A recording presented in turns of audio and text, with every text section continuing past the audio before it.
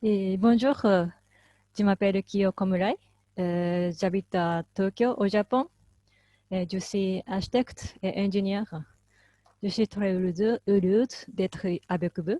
Euh, Aujourd'hui, je vais vous parler de l'architecture au Japon en comparaison avec celle de la France. Euh, ok. D'abord, je voudrais vous montrer deux images. Celle de gauche est la ville de Paris. Et vous pouvez trouver le palais Garnier au milieu de l'image. Celle de droite est la ville de Tokyo. Et c'est près de Shibuya qui est situé au centre de Tokyo. C'est la même échelle, mais il y a beaucoup de différences entre ces deux images.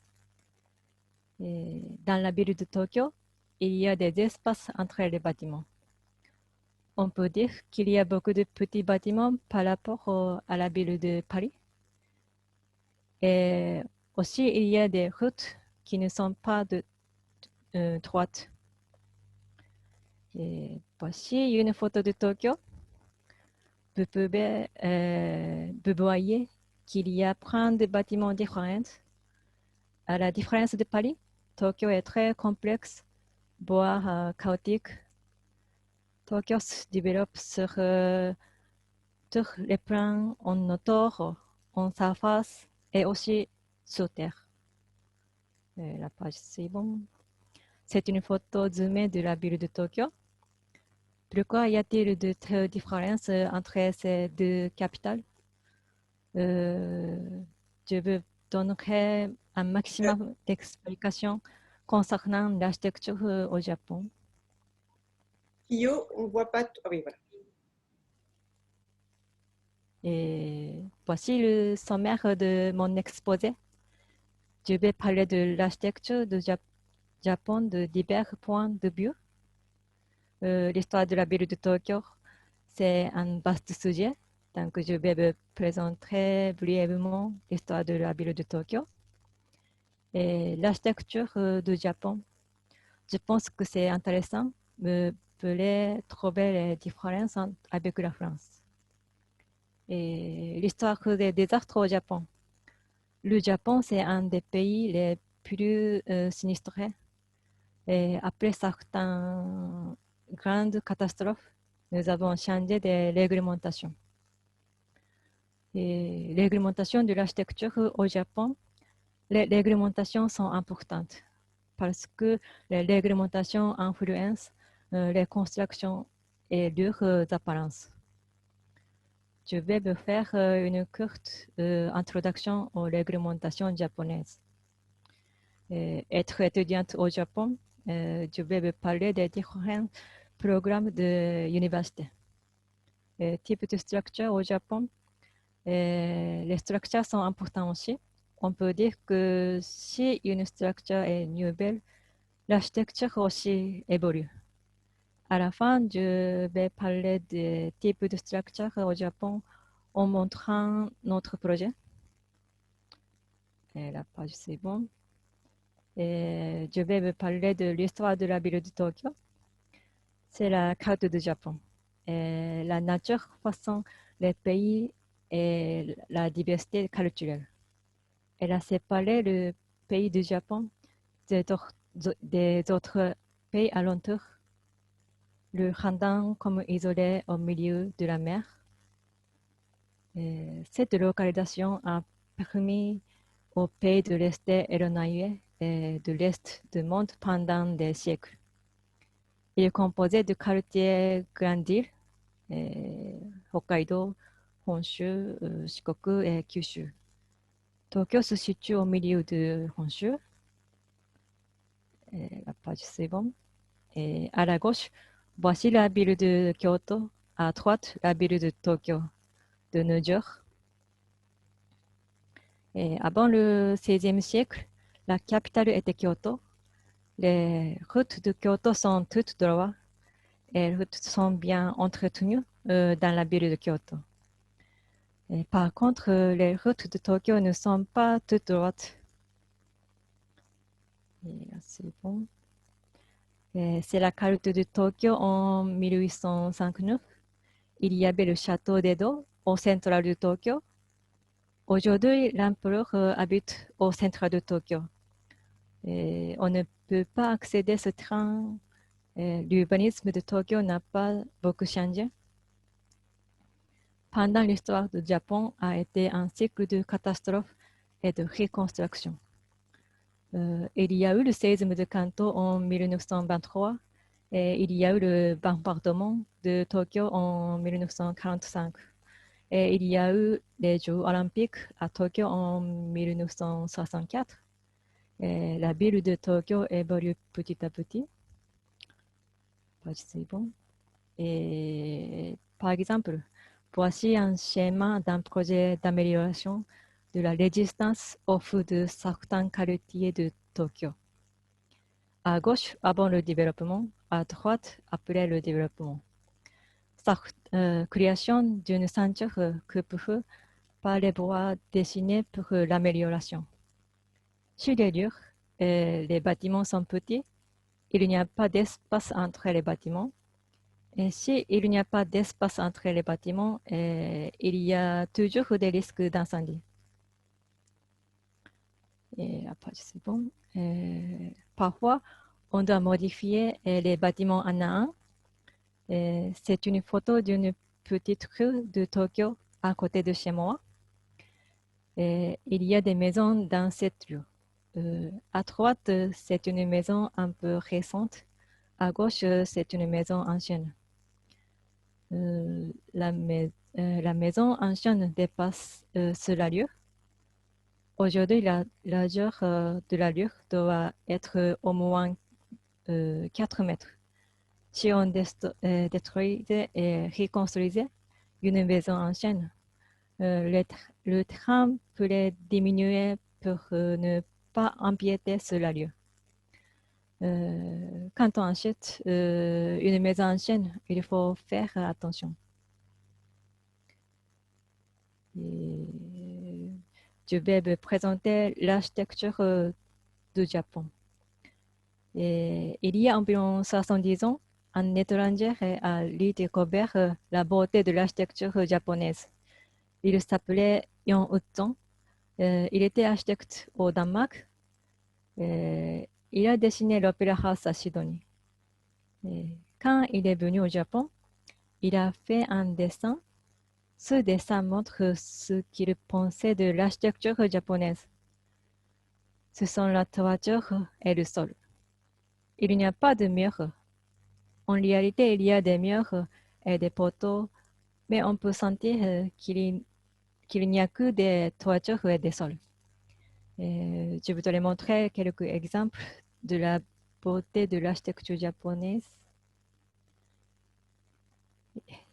Voici une architecture japonaise connue, c'est le Katsura-Rikyu. C'est l'intérieur de Katsura-Rikyu. C'est magnifique quand on regarde depuis l'intérieur du bâtiment le jardin. C'est l'extérieur, les façades aussi sont très sophistiquées. Il a été construit au XVIe siècle. Bruno Tauto est venu au Japon. C'était un architecte allemand. Il a découvert la beauté de Katsura-Rikyu. C'est bon. Et c'est l'une de mes architectures préférées. Elle s'appelle Kikugetsute et elle se situe sur le lac de jardin public Takamatsu. Elle a été construite en 1650 environ. Ce bâtiment était utilisé pour boire de thé japonais. C'est une photo de l'intérieur. Vous pouvez voir des éléments tatami, shoji, engawa. Les éléments sont caractéristiques de l'architecture japonaise. Le tatami est non seulement un revêtement de sol traditionnel, il est aussi une unité de base pour mesurer la surface des maisons japonaises. Ça mesurait de 90 cm de large définit la taille de la chambre, les positions des poteaux, des cloisons. Les cloisons choisies, transparentes traditionnelles glissantes, permettent de transformer un espace public et espace privé. Engawa et des bandes en bois dans les couloirs. Ces petites bandes sont symboliquement à moitié publiques et moitié privées. Elles connectent l'intérieur à l'extérieur. Et aujourd'hui, il y a beaucoup de l'architecture légère au Japon. Je pense que c'est le bien des bâtiments traditionnels japonais est connu comme Katsurariku. Et dans ce chapitre, je vais vous parler de l'histoire des désastres au Japon parce qu'au Japon, il y a beaucoup de désastres. Et cette image montrait des catastrophes naturelles. Il y a des typhons, des éruptions volcaniques, des tremblements de terre, des inondations et des tsunamis. Toutes ces catastrophes naturelles se produisent au Japon. Et la page suivante. Cette image est la carte du monde avec les zones où il y a des tremblements de terre. La partie rouge est la zone où un grand tremblement de terre s'est produit dans le passé. Et vous pouvez trouver en rouge au milieu. Le tremblement de terre est provoqué par le déplacement des plaques sismiques. Et, prochaine. À gauche, voici l'image des plaques sur le Japon. On peut trouver 4 plaques. Ce sont la plaque des Philippines, la plaque du Pacifique, la plaque de l'Amérique du Nord et la plaque de Eurasienne. Et quand les plaques se déplacent, il y a des séismes. À droite, c'est la carte des failles sismiques. Les lignes en rouge représentent les failles sismiques. Vous pouvez voir beaucoup de failles sismiques. Nous ne pouvons pas éviter les tremblements de terre. Et voici le séisme de Kanto de 1923. Au Japon, après de grands tremblements de terre, les normes antisismiques ont été modifiées plusieurs fois. Ces modifications continuent aujourd'hui encore. En 1923, un séisme majeur avec magnitude 7,9 frappe toute la région Kanto, y compris Tokyo. Le nombre de morts et de blessés d'environ 400 000 personnes et le nombre de bâtiments détruits d'environ 600 000 personnes. 600 000. Le nombre de personnes décédées dans ce désastre est de 105 000. 90% des personnes sont mortes dans des incendies. Cet événement fut un choc pour l'économie qui avait déjà été affaiblie par la Première Guerre mondiale. Le séisme a détruit le centre de Tokyo, surtout les zones où il y avait beaucoup de bâtiments en bois, des nagaya, qui étaient très denses. L'image des dos a été presque complètement détruite dans ces zones. Après ce séisme, la réglementation des calculs structurels dans la prise en compte de la force sismique a été introduite. Voici le séisme de Fukui de 1948. Après ce séisme, une nouvelle régulation a eu lieu. Page suivante. Et voici le séisme de Kobe de 1995. La loi sur la promotion des rénovations antisismiques des bâtiments a été introduite.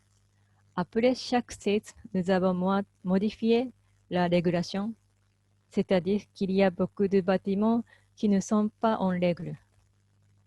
Une loi a été promulguée pour diagnostiquer et renforcer au maximum la résistance au séisme des bâtiments publics comme les écoles, les hôpitaux et les gymnases. Et la page suivante. Et voici le séisme de Tohoku de 2011. Et cette catastrophe a causé un tsunami. La norme des calculs structurels n'était pas à jour. La norme des plafonds a été renforcée. Les chocs sur les tremblements de terre sont en cours. Il y a des parties qui ne sont pas claires. La réglementation de l'architecture est basée sur les tremblements de terre passés. Lorsque tremblement de terre plus important qu'un tremblement de terre passé se produit, il est possible que des bâtiments se fondent. Ça veut dire que même si les bâtiments sont satisfaisants vis-à-vis de la régulation actuelle, il y a quand même des risques d'effondrement. Page suivante. Je vais vous parler de réglementation de l'architecture au Japon. Aujourd'hui, je voudrais vous expliquer un des sujets. C'est la durabilité qui a été décidée par la loi. Pourquoi il y a beaucoup de projets au Japon par rapport à la France aujourd'hui? Et après des guerres, des tremblements de terre, des incendies et des tsunamis, on continue de reconstruire des bâtiments. L'histoire de l'architecture japonaise consiste à détruire et construire. Mais au fond, il y a des lois d'architecture. Vous voyez le tableau. Cet tableau n'est pas à la durabilité du bâtiment. Après la construction des bâtiments, leur valeur va diminuer. Ce nombre d'années et les années qui font perdre de la valeur. Ça veut dire que si on achète une maison en bois, après 22 ans, cette valeur est de 0 rien. Elle ne veut plus rien. Par contre, les trains ne perdent pas de valeur. Quand on achète une maison et son train, la valeur de train peut augmenter et ça dépend du train. Oui, la page c'est bon. Il y a le coefficient de couverture des bâtiments et le coefficient d'occupation des sols. Et il y a des limites concernant les bâtiments pour avoir de la lumière. La forme est déterminée par le domaine de l'utilisation du train, de la direction et de la distance qui est séparée de trains voisins. Si on marche dans les lieux japonais, on peut trouver des bâtiments comme sur la photo. Et il y a des régulations des matériaux et des revêtements anti-incendie. Il faut mettre des revêtements anti-incendie sur les façades à au moins de 3 mètres ou 5 mètres de voisin. La page, c'est bon. Quand on construit des bâtiments, il faut avoir au minimum de 2 mètres de séparation avec le lieu pour éviter des bâtiments trop denses. Aujourd'hui, on peut voir des bâtiments anciens à moins de 2 mètres de haut. Ces bâtiments ne peuvent pas être reconstruits. Si les bâtiments sont détruits, on ne pourra pas reconstruire sur ces terrains. Et dans ce chapitre, je vais vous parler des programmes universitaires du Japon. Parce que je pense qu'il y a beaucoup de différences entre la France et le Japon. D'abord, quand on entre à l'université, on ne choisit pas encore de participer au cours d'intérieur, au cours d'architecture. On choisit l'architecture dans la faculté de technologie. Ça prend minimum 4 ans jusqu'à l'obtention du diplôme. Pour la première année, on étudie l'anglais, une autre langue, les mathématiques, l'éducation physique, l'histoire de l'architecture japonaise, l'histoire de l'architecture occidentale, dessin technique, des projets de maison, etc. Et à partir de la troisième année, on choisit des cours spécialisés dans l'architecture. C'est-à-dire qu'on choisit l'architecture, l'urbanisme, la spécialité ingénieur, etc. Et à partir de la quatrième année, on choisit des laboratoires, on choisit des professeurs aussi. Et personnellement, je vais au laboratoire Suzuki à l'université de Chiba. Et ce laboratoire est composé de 30 personnes. Ils sont soit des doctorats, soit un master 1, soit un master 2, soit ils sont en quatrième année de licence d'étudiante avant master. Les étudiants avant master sont inscrits seulement au laboratoire. Ils ne peuvent pas encore passer d'examen pour entrer en master. Dans le laboratoire Suzuki, il y a 4 ou 5 étudiantes pré-master qui sont venues du Chine. Ils étudient le japonais en étudiant au laboratoire pour entrer en master 1. Et qu'est-ce qu'on fait dans ce laboratoire? On fait des workshops à Mexico, on fait des voyages dans le Japon en été. On a participé à une compétition internationale. On fait des projets qui se réalisent. Et la page suivante. On dessine les plans, on fait des présentations aux clients, on contrôle les chantiers. Et en bas à gauche, c'est une école professionnelle de coiffure. À droite, c'est une maison rénovée. La page suivante. Et après le diplôme, qu'est-ce qu'on fait? Et bien sûr, ça dépend de l'université. Par exemple, après la quatrième année, environ 40% des élèves entrent en master. Et 20% des personnes travaillent comme un grand groupe. Et 15% des personnes travaillent pour des entreprises de charpentier. Et les autres personnes travaillent pour des bureaux d'architecture, bureaux d'urbanisme, bureaux de décoration intérieure, etc. Et après la fin du master, 34% des personnes travaillent dans un bureau d'architecture ou de grandes agences d'architecture. Et à la page suivante. Et je vais vous parler des types de structures au Japon. Je pense que les structures sont très importantes pour l'architecture. Si les structures sont mises à jour, les bâtiments se nivellent. On peut dire que les structures sont différentes en fonction des matériaux. Il y a beaucoup de matériaux différents dans le monde. En Europe, la pierre était utilisée en maçonnerie. Et dans le passé, le bois était le plus utilisé pour la construction de logements au Japon. Le béton armé et l'acier sont utilisés depuis les années 1900 environ.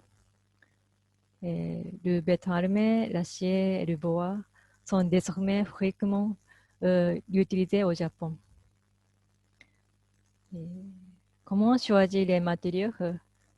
Le matériau est déterminé par le prix, l'intention du client, la le vision de l'architecture, etc. Et ça dépend du projet.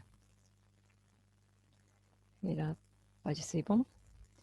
Et cette image montre la différence de hauteur des bâtiments en fonction des matériaux. Le bois est utilisé pour des bâtiments bas comme des maisons, des logements, etc. Le béton armé est utilisé pour des bâtiments de taille moyenne et de grands bâtiments comme des bureaux, des habitations, des écoles, etc. C'est possible de construire jusqu'à environ 30 mètres de hauteur. L'acier est utilisé pour des bâtiments comme des usines, des gymnases, des tours, etc. C'est possible de construire très haut comme la tour Eiffel. La prochaine page. Je vais vous parler de structure en bois.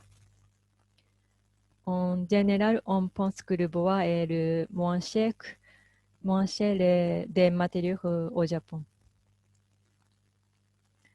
Par contre, on ne peut utiliser que pour les constructions de 2 étages maximum.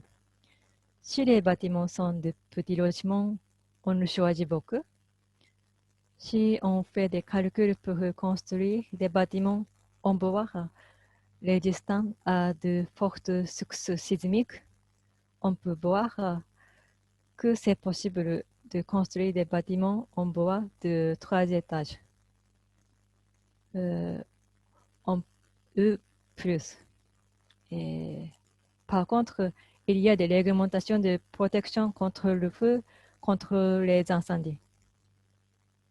Récemment, les techniques ont évolué. Il est désormais possible de tolérer du bois de manière durable. Les types de structures en bois peuvent se diviser en 3 aujourd'hui. Le premier type est une structure conventionnelle. Aujourd'hui, environ 95% des structures en bois ont cette structure. Les matériaux sont juste des arbres secs. Les dimensions des poteaux en bois sont fixes. Elles font 105 mm ou 120 mm, etc. Et à la page suivante. On utilise des plans avec des échelles traditionnelles aujourd'hui. On compte 900 mm, 1800 mm, 3600 mm. Par exemple, voici des nattes de paille japonais qui l'on appelle tatami. La taille de tatami fait 900 mm par 1800 mm. Si on met 6 tatamis, ça fait 3600 mm par 2700 mm. Même si on ne met pas de tatami, nous utilisons beaucoup cette échelle pour dessiner des points même aujourd'hui. Et par exemple, à gauche, c'est une photo de la construction. Il y a des poteaux en bois. La distance entre les poteaux est de 900 mm. Et à la page suivante, c'est notre projet. Nous avons travaillé comme architecte et ingénieur. C'est une maison en bois avec une structure conventionnelle. La maison originale a été construite il y a 30 ans. Ce projet consistait à renforcer la maison et ajouter une salle. Une partie de la maison a été ajoutée. La page suivante. Et à gauche, en haut, voici des photos d'avant travaux. Deux familles habitent ici et nous avons détaché des murs et laissé des poteaux et des poutres. Nous avons ajouté des murs contre montement et de l'isolation. Et aussi, il y a un poteau qui a été enlevé pour pouvoir garer une voiture. Nous avons ajouté une poutre en acier. Et à gauche en bas, nous avons fait des tests pour connaître la qualité des fondations de béton armé. Et une partie de la fondation a été coupée. Il y avait assez de résistance. Nous avons utilisé l'ancienne fondation. Et la page suivante. Et en haut, voici un plan avant la rénovation. En bas, voici un plan après la rénovation. Et il y avait un espace extérieur au milieu avant la rénovation. Et cet espace a été changé à l'intérieur. Et la page suivante. Voilà, après avoir fini la construction. Et la page suivante. Et voici la salle ajoutée. Et à gauche, voici l'entrée et à droite, voici la salle de séjour. Page suivante. Et cet espace était à l'extérieur avant la construction. Et nous avons gardé et resté visibles les anciennes structures. La page suivante. Et le deuxième type est une structure qui s'appelle 2 par 4. Le bois de 2 par 4 vient des États-Unis. En général, la taille du bois est plus longue et plus mince. Ça fait 3,8 cm par 8,9 cm. C'est une maison à Sendai. La ville de Sendai se situe à 305 km au nord de Tokyo. Et les plafonds construits avec des matériaux en bois 2 par 4 sont beaux. Et la page suivante, c'est le même projet. Et ce projet est en construction. Et la page suivante. Et le troisième type de structure en bois est de bois laminé. C'est un matériau en bois fabriqué avec plusieurs coupes de bois de petite taille. Il est possible d'avoir de grandes tailles. Par exemple, cette image au milieu est un poteau. Et il fait 18 cm par 70 cm. La page suivante. Et nous avons utilisé des bois laminés pour une toiture. C'est un projet de crèche. Cette image est la façade de la crèche. Le rez-de-chaussée est une structure en maçonnerie. Le premier étage est une structure en bois. L'architecte voulait avoir les plafonds et des toitures en bois. Mais il est difficile d'utiliser du bois au rez-de-chaussée par rapport au poids du bâtiment. Et en plus, les grandes pièces de bois laminé sont chères. L'architecte a utilisé du bois laminé pour le plafond du premier étage. Et ce sont des photos d'intérieur du premier étage. Les positionnements de poutres forment des carrés. Ces poutres sont très épais. C'est à cause de la réglementation anti-incendie. De telles dimensions n'étaient pas nécessaires pour la structure. La page suivante. Et à gauche, ce sont des fournitures. L'architecte a utilisé le même design de plafond. À droite, c'est une photo de plafond de premier étage depuis l'escalier. À la page suivante. C'est un projet de rénovation de maisons anciennes à Tokyo, Kyojima. Kyojima est près d'Asakusa et près de la tour Skytree. Ce quartier n'a pas beaucoup souffert de la Seconde Guerre mondiale et du tremblement de terre de Tokyo de 1923. On peut trouver des maisons anciennes à Kyojima. À gauche, ce sont des petites maisons que l'on appelle Nagaya. Dans un Nagaya, le premier étage est en bois. Toutes les maisons sont mitoyennes. Cette maison a été construite il y a 100 ans. La page suivante. En haut, le plan avant l'innovation. En bas, le plan après l'innovation. Avant l'innovation, il y avait deux familles. Une famille habitait au rez-de-chaussée et au premier étage. Le but de la rénovation est d'être capable d'accueillir des étudiants de l'Université de Chiba. L'agence d'architecture et le laboratoire Suzuki de l'Université de Chiba. On a enlevé les anciens poteaux et on a mis des murs en bois et des nouveaux poteaux.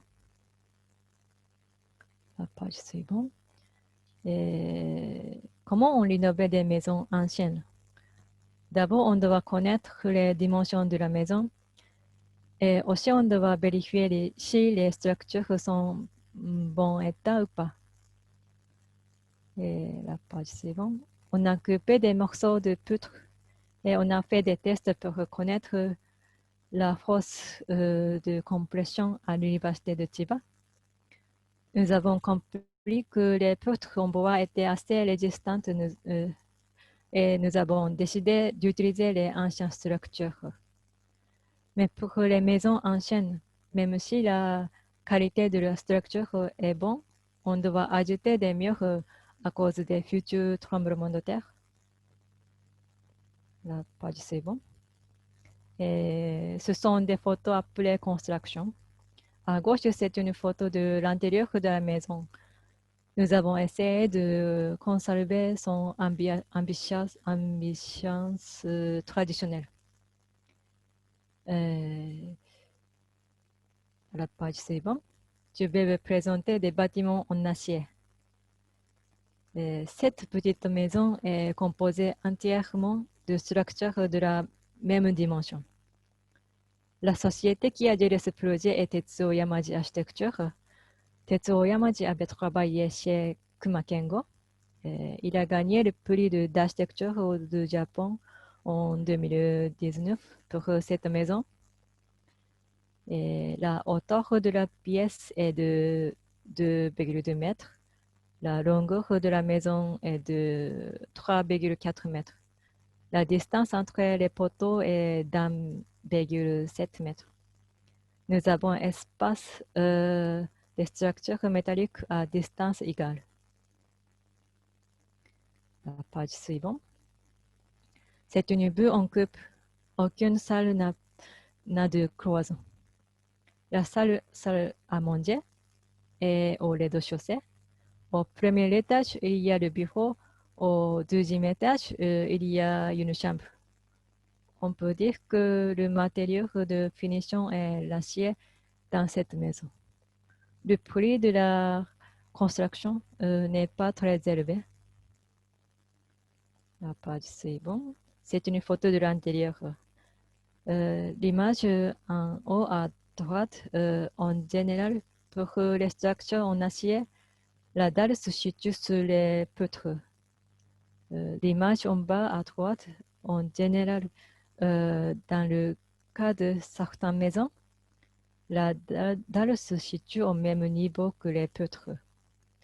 Avec cette méthode, nous avons augmenté la hauteur du plafond. Et la page suivante. Et voilà la façade de la maison. Et à la page suivante. C'est une école de coiffure en acier. La société qui a géré ce projet est le laboratoire Suzuki. J'ai travaillé sur le design de l'architecture. Le concept de ce bâtiment était de lignes fines, comme des cheveux. La façade montrait les lignes fines. La page suivante. C'est le plan du premier étage. Les formes du bâtiment sont inégales. Ce sont des photos de la construction. La longueur de poutre est de 20 mètres. La dimension de cette poutre est de 90 cm. Comme l'école a besoin de grandes salles, on a mis des grandes poutres pour avoir de grandes salles. Page suivante. Ce sont des photos de l'intérieur. À gauche, ce sont des vitrines côté couloir. À droite, la salle de professeur. La page suivante. Ce sont des photos des salles de classe. Les plafonds aussi montrent les lignes fines. Et la page suivante. C'est un exemple de structure en acier inoxydable. Pour les éléments en extérieur, on choisit de l'acier inoxydable parce qu'il ne brûle pas. Ce monument se situe en face de la gare de Shinjuku. Un artiste l'a dessiné et nous avons étudié comment le stabiliser. Nous avons choisi les dimensions, les connexions des matériaux, les fondations aussi. La page suivante. L'architecte habite à New York. Le fabricant se situe à Shanghai, en Chine, parce que c'est moins cher qu'au Japon. Les constructeurs étaient à Tokyo. Nous avons dû aussi réfléchir aux tailles des pièces pour qu'elles soient transportables en conteneur. Et à la fin, on a assemblé les pièces sur place. À la page suivante. C'est un projet de conteneur. La société qui a géré ce projet est Tomoyuki Uchino Architects. C'est temporaire, mais on peut l'utiliser de façon permanente aussi. Ce sont des espaces publics et des salles d'exposition. Si on choisit le conteneur, la période de la construction va diminuer, ce qui signifie que le prix de la construction va diminuer également. La page suivante. Je vais vous parler de béton armé. On peut les diviser en deux catégories. Ce sont des structures murales en portique. Une structure en portique est un assemblage de poteaux et de poutres qui constitue généralement l'ossature principale des bâtiments. Une structure murale est composée de murs qui servent aussi d'ossature principale pour les bâtiments. À la page suivante. C'est un projet de maison à Sendai. À droite, voici l'intérieur de la maison. À gauche, voici la façade de la maison. Cette structure est murale. Ce client voulait avoir des structures en béton armé. La maison est composée de murs et de dalles. On ne peut pas voir la forme des poutres et des poteaux. La page suivante. C'est un projet d'appartement à Tokyo. Il y a 10 étages. En haut à droite, c'est une photo de l'intérieur. Il n'y a pas de poutre autour de la fenêtre. La façade est murale. Et voici une photo de projet de disposition de ferraillage. Et à la page suivante, c'est un plan de la structure. L'épaisseur de la structure murale est de 350 mm. La page suivante, voici les façades. Et à la page suivante, c'est un projet d'appartement à Kameido, Tokyo. Au plein milieu, vous pouvez voir un bâtiment blanc. Ah, pardon. C'est l'appartement. Et voici les plans d'architecture. Il y a des petits studios pour une personne jusqu'au quatrième étage. Et il y a deux grands studios au cinquième étage. Pour dessiner les plans de fondation, on fait des tests pour connaître la dureté du train. Ce train n'était pas adapté pour construire.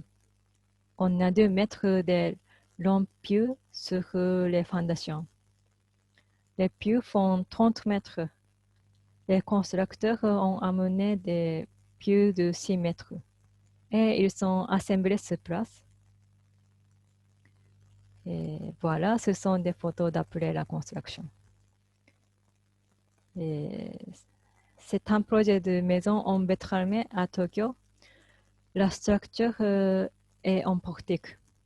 La société qui a géré ce projet est Katsuhiko Endo Architects. Et elle a gagné la compétition de musée d'Osaka. Et à droite, on peut voir les poteaux et les poutres à l'intérieur. Voici la photo de la disposition des ferraillages. Derrière le ferraillage, il y a de l'isolation comme il y a des poteaux en ferraillage aussi. À la page suivante. Et voilà, à gauche, après la construction. L'architecte voulait garder des textures en béton armé. Si les bâtiments sont petits, il y a plusieurs choix de matériaux. Si les bâtiments sont grands, il n'y a pas beaucoup de choix de matériaux. Ça dépend de l'échelle. On peut dire que ça dépend du poids du bâtiment. Et à la page suivante, c'est encore à l'état du projet. Au Japon, on utilise souvent des maquettes parce que c'est facile de communiquer avec les clients pour les architectes. C'est une clinique en bois, en étage. La société qui a géré ce projet est Soy Architecte. Elle voulait avoir des plafonds en bois et nous réfléchissons à comment faire traverser une longue poutre en bois. La page suivante. C'est un projet de Ginza. Ginza se situe au centre de Tokyo. La société qui a géré ce projet est Tetsuo Yamaji Architect. C'est encore à l'état de projet. Vous voyez le bâtiment jaune et blanc au milieu. C'est ce projet. La structure en bois se trouve aux étages supérieurs. Le concept est d'abord un impact en faisant une tour en bois à Ginza. Il y a des régulations anti-incendie.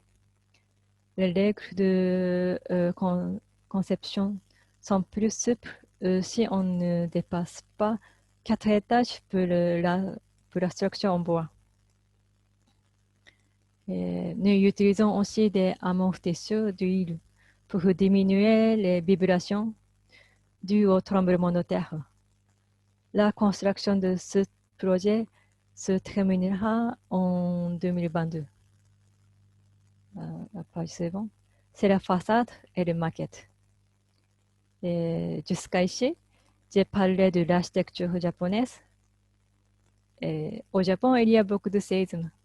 Nous avons changé plusieurs fois les normes antisismiques. Aujourd'hui, il y a beaucoup de bâtiments qui sont résistants grâce à ces modifications. Mais il y a encore des dégâts quand il y a des séismes. Concernant les pays en voie de développement, il y a beaucoup de bâtiments qui ne résistent pas au tremblement de terre. S'il y a des grands séismes dans ces pays, les dégâts seront énormes. Pour terminer cette présentation, je voudrais vous présenter l'une de mes études. En 2015, il y a eu un tremblement de terre au Népal. Sa magnitude a été de 7,8. Dans le cas des pays qui n'ont pas d'architecture renforcée, il y a beaucoup de dégâts. Au total, environ 760 000 maisons ont été endommagées. 85% des bâtiments endommagés ont été complètement ou partiellement détruits à cause des maçonneries en mortier de terre. Et la page prochaine. Le gouvernement du Népal donne des subventions pour la reconstruction des maisons. Les aides sont d'environ 2400 € par famille. Les victimes pouvaient avoir une nouvelle maison en utilisant cet argent. 4 ans après ce séisme, nous sommes allés au village de montagne près de l'épicentre au Népal. Nous avons fait des enquêtes, analysé des bâtiments et réfléchi aux situations de reconstruction. La page suivante. Et nous avons aussi fait des tests de maçonnerie renforcés avec des mortiers de terre pour les futurs séismes. En montagne, c'est difficile de porter des matériaux. Les matériaux doivent être légers et bon marché. Nous avons proposé des câbles pour renforcer la maçonnerie. Ce sont des photos d'assemblage des câbles. Et nous avons fait des tests. À gauche, voici la maison renforcée. Et à droite, voici la maison sans renforcement. C'est une vidéo de test. Et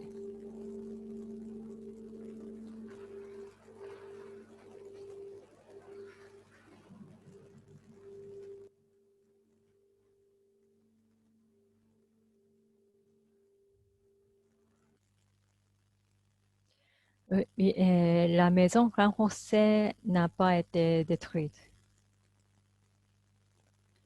Et nous avons aussi analysé les câbles depuis cette étude. Et voilà ma présentation terminée. Et merci de votre attention.